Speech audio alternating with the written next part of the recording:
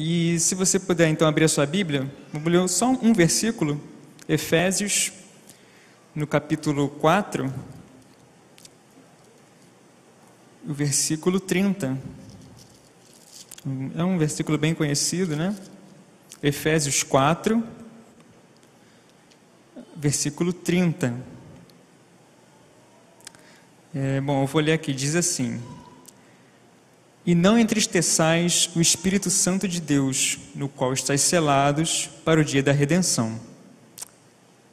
Vamos orar? Senhor nosso Deus, te agradeço mais uma vez, Pai, por tudo que já temos escutado aqui nesse culto, Pai, e te pedimos, Pai, que mais uma vez o Senhor tenha misericórdia da nossa vida e que a Tua palavra possa ser transmitida com clareza, Pai, que Teu Espírito Santo mesmo possa falar, Deus, aos nossos corações, em nome de Jesus, amém. Bom, eu tenho, nos meus estudos, né, da Bíblia, recentemente eu tenho me deparado muito com essa temática, até alguns livros que eu comprei também tratam um pouco sobre isso, essa temática do Espírito, né? Às vezes a gente, nosso culto, a nossa teologia, a gente fala bastante do Espírito. Ele está presente nas nossas igrejas nesse sentido, está presente nos nossos hinos, nos nossos cânticos, nos nossos credos, mas fica a pergunta para a gente, né? Será que Ele está presente de fato no nosso viver, no nosso dia a dia? Né? Veja a exortação de Paulo aqui, né? Não entristeçais o Espírito Santo, no qual estáis selados para o dia da redenção. Quando a gente olha para o mundo hoje, o que a gente vê no mundo hoje, né? Muitos têm classificado essas ideias, né, que permeiam a nossa sociedade como uma era pós-moderna, né? Não é fácil classificar pós-modernismo ou definir pós-modernismo, mas eu diria, assim, pelo menos para o nosso contexto aqui, do que a gente quer falar, diria que é aquela mentalidade, talvez o termo mais próprio seria pós-cristão, né?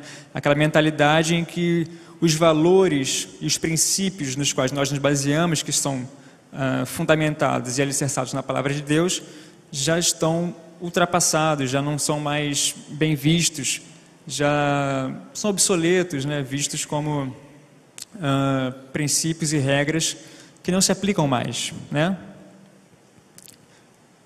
Uma outra ideologia, uma outra vertente que também é muito presente no nosso mundo, principalmente no mundo ocidental, né, é o secularismo, né?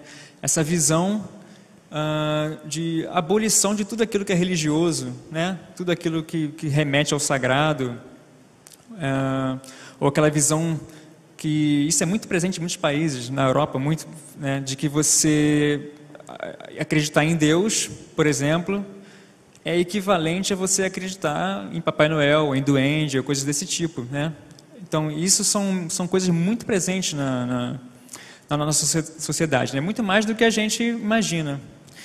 E fica a pergunta, então, de como a igreja tem reagido a isso. Como a igreja tem reagido a isso? Será que a gente tem sido relevante, de fato, né? Eu não sei, claro, a igreja é muito grande e muito diversa, né? Sempre foi, desde o início. Mas, certamente, quando a gente olha para a nossa realidade, as igrejas, no contexto brasileiro, infelizmente o que eu sinto e o que eu vejo é que a gente tem uma igreja, né? Não estou falando da PIB de Campo Grande, tá? Fique tranquilo. Mas eu estou falando do quadro geral. É de irrelevância. Irrelevância. Você tem, por um lado, pessoas que veem essa irrelevância da igreja e buscam um esforço humano para suprir isso, e aí acabam caindo num ativismo, né? Vamos fazer, né? A igreja tem que ser relevante, a gente tem que aparecer, né? O mundo tem que, olha, aquela igreja faz tal obra, né? Enfim, e cai naquele ativismo. E por outro lado, outros né, parece que se escondem, né, e como diria Jesus, né, a luz tem que ser posta num lugar que ilumine. Outros parece que pegam a luz e têm escondido. E como isso se dá, né, qual é o nosso papel, como é que a gente enfrenta isso? E quando a gente vê, principalmente nas cartas de Paulo, né, que é o maior escritor aqui do Novo Testamento, é muito interessante perceber que o mundo no qual ele vivia, com aquela cultura greco-romana, em muitos aspectos era uma cultura muito parecida com a que nós vivemos hoje, né? Já dizia a Bíblia, né? Não há nada de novo, né, debaixo do céu. Muito da cultura daquela época, contrária ao cristianismo ali incipiente, são elementos que estão presentes na nossa cultura hoje. E a gente se pergunta, mas por que aquela igreja primitiva conseguiu ser relevante e a nossa hoje não consegue? Pelo menos não tanto como aquela. O que está faltando, né? O que a gente estuda a Bíblia, a gente tenta fazer várias obras, mas o que está faltando? O que está faltando? E aí eu entro então de fato no tema, né, de missões. Missões, e aqui o aspecto que eu vou ressaltar é missões como ação do Espírito Santo. Missão é uma ação do Espírito Santo. Não entristeçais o Espírito Santo de Deus, no qual estáis selados para o dia da redenção. Esse texto, Paulo está, né, geralmente as cartas dele se dividem numa seção doutrinária e depois uma seção de exortação moral e ética, né? Claro, ligadas à seção doutrinária. Esse texto, Paulo está basicamente citando um texto de Isaías. Se você quiser abrir comigo, é Isaías 63, Isaías 63, versículo 10. Deixa eu só ficar de olho no tempo aqui. Isaías 63, versículo 10, onde o profeta diz: mas eles, falando aqui do povo de Israel, mas eles foram rebeldes e contristaram o seu Espírito Santo, por isso se lhes tornou inimigo, e ele mesmo pelejou contra eles. O povo de Israel incorreu nesse erro, eles contristaram, e olha o termo aqui, presente lá no Antigo Testamento, o Espírito Santo. O Espírito Santo. Existe, é muito difícil, às vezes isso é muito debatido, né? Os pontos em que o Novo Testamento continua o Antigo e os pontos em que ele vai então dar um basta ali, não, isso não é necessário, é do Velho Testamento. Mas certamente essa é uma temática aqui presente em Paulo, onde ele apresenta aqui um ponto de continuidade do Antigo com o Novo. Perceba aí, eu vou continuar aqui em Isaías, no versículo 9, diz o seguinte: em toda a angústia deles, ele foi angustiado, e o anjo da sua presença, né, de Deus, os salvou. Pelo seu amor e pela sua compaixão, ele os remiu e os tomou e os conduziu todos os dias da antiguidade.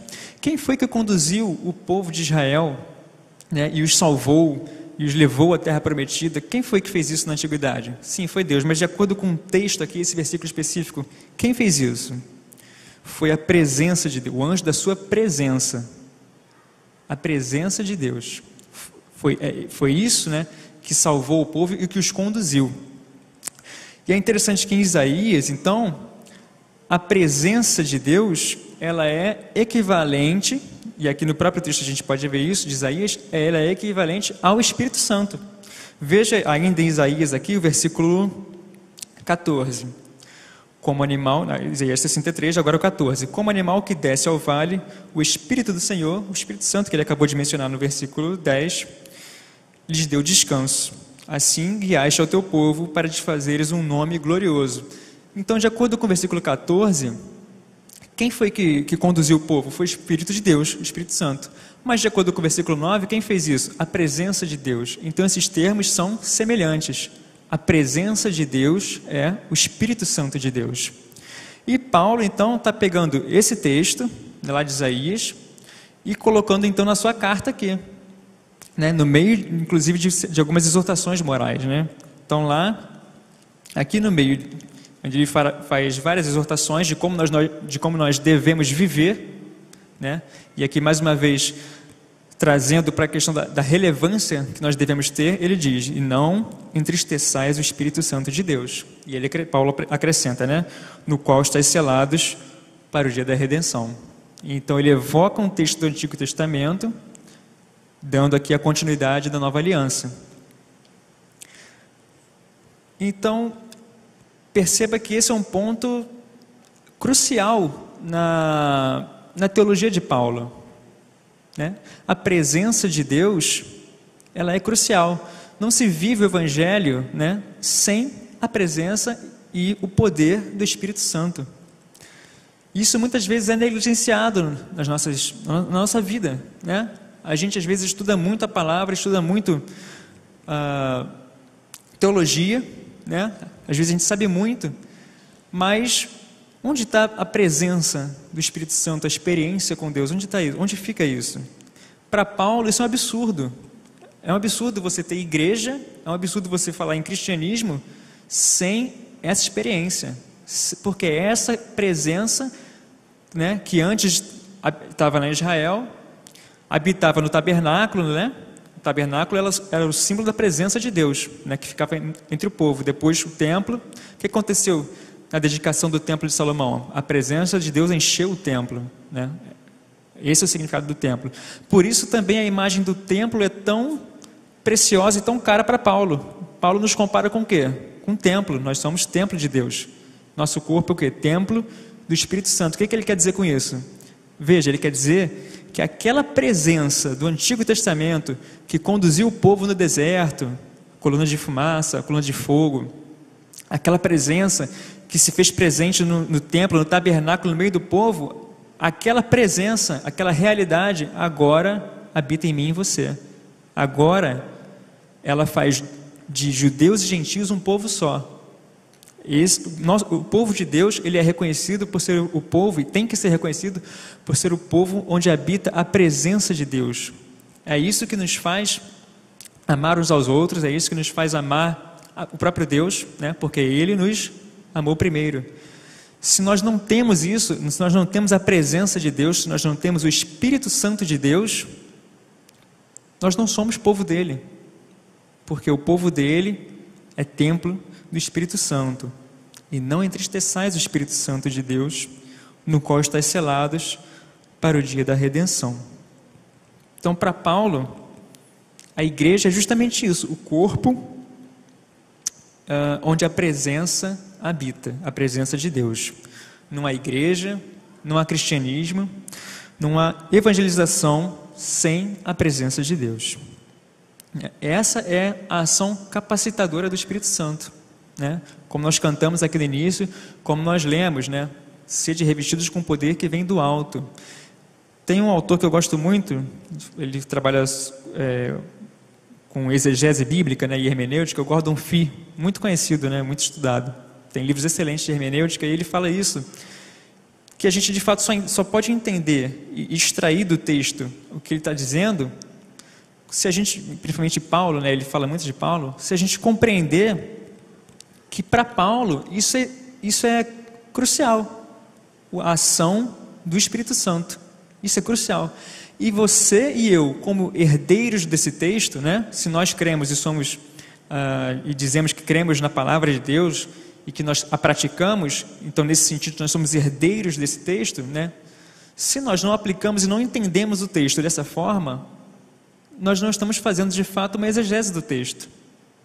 O princípio e o fim da exegese é provocar em mim e em você a verdadeira espiritualidade. Espiritualidade, segundo Gordon Fee, ele bota, né, com um E maiúsculo, a ação do Espírito Santo. Somos templo do Espírito Santo. Isso é muito interessante. Outro dia eu estava conversando com um amigo meu, ele é pastor já, né? E eu estava falando para ele de coisas que eu acho muito interessante, de estudo de teologia e filosofia cristã. Eu não sou entendido no assunto, mas gosto um pouco. E ele me ouvia, né, e concordava comigo, mas ele falou uma coisa que é muito importante, né? Ele falou, olha, isso é muito bom, né? Isso é muito importante de fato, mas o mais importante do que isso é saber que a vida cristã, ela é uma vida vivida no Espírito, né? Então, por mais que você tenha o conhecimento, se você não vive no Espírito, se você não anda no Espírito, você não está vivendo a vida cristã, você está vivendo uma outra vida. O versículo de Romanos 8, né? No versículo 1, a gente conhece de cor, mas às vezes a gente esquece do finalzinho. Nenhuma condenação há para os que estão em Cristo Jesus. Como é que continua o versículo? Que não andam segundo a carne, mas segundo o Espírito. Romanos 8, 1. A gente às vezes esquece do finalzinho, né? Está lá até na tela, né? Portanto, agora nenhuma condenação há para os que estão em Cristo Jesus, que não andam segundo a carne, mas segundo o Espírito. Aí não há condenação para você, porque aí você é povo de Deus, porque você está andando segundo o Espírito. Não entristeceis o Espírito de Deus, o Espírito Santo de Deus, no qual fostes selados para o dia da redenção. Não existe ética cristã, né? Eu já vi isso uma vez de um colega, né? Eu acho muito bonito no cristianismo a ética, os princípios morais do cristianismo. Mas o fato é que não existe uma ética cristã se não for uma ética do Espírito, uma ética do Espírito Santo. Não existe ética cristã, porque se não for a ação viva desse Deus, qualquer princípio, qualquer regra, é simplesmente uma regra para você viver bem em sociedade ou qualquer outra coisa. A ética cristã é uma ética viva, é a ética do Espírito. Não existe igreja, não existe ação missionária, não existe ação social, não existe vida cristã, seja individual, seja no coletivo, se você não tiver e se não for movida pelo Espírito Santo. O Espírito Santo é uma pessoa, isso é muito importante, né? Às vezes a gente parece que na nossa vida a gente trata como se ele fosse uma força, alguma coisa assim, mas ele é uma pessoa, ele não pode ser entristecido, há uma proibição aqui no texto, não entristeçais, né? Se ele pode ser entristecido é porque ele é uma pessoa. A presença de Deus, essa presença que estava no povo de Israel ali, né, no contexto do Antigo Testamento, essa presença é o próprio Deus, é uma pessoa. E essa presença, esse Deus vivo, que encarnou em Cristo Jesus, morreu, ressuscitou, né, portanto está vivo, é Ele quem capacita e quem concede a nós o poder do Espírito Santo. Não negligenciemos o Espírito Santo de Deus, né? Às vezes a gente não negligencia nos nossos cânticos e nos nossos hinos, mas na nossa vida às vezes ele fica um pouco de lado, né? Às vezes até a gente que é de uma igreja tradicional, né, parece que não tem um pouco de receio, mas não, o Espírito Santo é para mim e para você, né? A ação do Espírito Santo, ela move todo aquele que crê, move a mim e a você. Através do poder dele, então, é que a gente pode testemunhar, frutificar e experimentar os dons do Espírito. Os dons do Espírito, às vezes estão negligenciados por nós. O Espírito Santo é vivo, eficaz e trabalha hoje ainda, né? Ele não é, e os seus dons e a sua capacitação não ficou lá atrás. Para Paulo, né? Paulo não concebe igreja sem essa atuação do Espírito. Se nós somos hoje herdeiros desse texto de Paulo, o Espírito é para nós hoje, a capacitação do Espírito é para nós hoje, o testemunho através do Espírito é para nós hoje, os frutos, né, ou o fruto do Espírito é para nós hoje, os dons do Espírito de edificação da igreja é para nós hoje. Todo cristão é um missionário, todo cristão é um missionário. E todo cristão tem, né, por definição, o Espírito Santo. Que eu e você não negligenciemos o Espírito Santo de Deus. Que ele tenha, sim, um lugar que deve ter na nossa vida. Que a gente compreenda essa ação e essa capacitação do Espírito Santo, para que a gente não fique apenas na teoria, né? Falar do Evangelho é muito difícil por conta disso, a gente fala, como é que você vai falar do amor de Deus, né, do amor cristão? Como é que você vai falar da vida de oração? Tudo isso são disciplinas práticas, né? Quando a gente fala do Evangelho, a gente está falando de algo que é prático, algo que realmente muda vidas, né? Por isso é tão difícil falar do Evangelho, né? A gente precisa ter em mente, então, que esse Espírito Santo e essa ação, esse poder que vem do alto, como a gente leu, opera em mim e em você, como sempre operou na vida de todo aquele que crê. Todo cristão é missionário, todo cristão deve exercer missões, porque todo cristão tem e é templo desse Espírito Santo, dessa presença que sempre conduziu o seu povo ao longo da história. Não entristeçais o Espírito Santo de Deus, no qual estáis selados para o dia da redenção. Amém? Vou orar mais uma vez e passo a palavra então para o pastor Henri. Senhor, te agradecemos, Pai, pela tua palavra. Te pedimos que o Senhor tenha misericórdia das nossas vidas, Pai, e que o Senhor, de fato, a cada dia nos encha com o teu Espírito Santo, como a tua palavra também diz.